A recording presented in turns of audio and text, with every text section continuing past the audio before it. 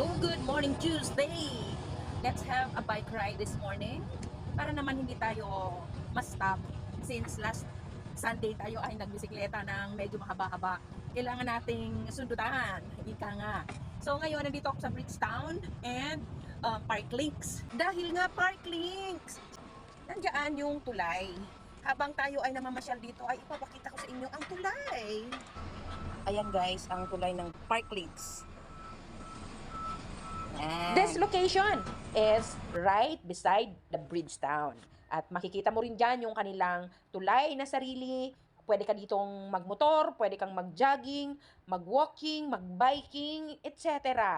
Pwede. Open yan para sa lahat. Balik na tayo dito sa may Bridgetown at dito naman tayo iikot. Makikita mo dito ang iconic na the Victor statue. This symbolizes a success. Kaya nakataas yung kanyang kamao. Sabay sabing, tagumpay! Dito mo rin matatagpuan yung tulay na ito na animoy mayroong isang malaking dragon na nakahambalang patawid ng ilog. Also, we have Opus Mall, isang malaking high-end na mall na pagpasok mo palang aamoy mo na ang mabangong simoy na para kang pumasok sa isang high-end na hotel. Ang Bridgetown ay nahahati sa Pasig at saka sa Quezon City. Nasa prime location yan guys, kaya napakaganda niyang ipag-invest. If you are interested in investing, condos, this is the place, guys. I am an executive property specialist and you can ask me the properties here. And kahit saan, basta under ng Robinsons or ng RLC, pwede kang magtanong sa akin. Yung isa pa na advantage mo pag nandito ka sa Bridgetown,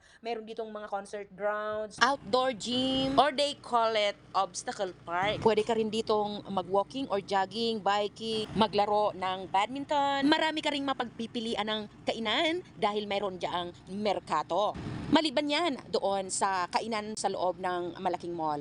And meron din diyang bagong tayong Starbucks. Meron ding itinatayong bowling alley at marami pang iba. Pet friendly din ang loob ng property. Ito naman ang malawak na football field ng Bridgetown. Nagagamit na ang football field na iyan ng mga estudyante. Karaniwan, weekend, maraming tao dyan. Guys, marami pa akong pwedeng i-share tungkol sa Bridgetown or yung advantage kung ikaw ay kukuha ng property dyan. Hanggang dito na lang muna. I will see you on my next video. Thank you for watching. Please follow, like, share, and comment. Don't forget to smile so that the whole world will smile with you.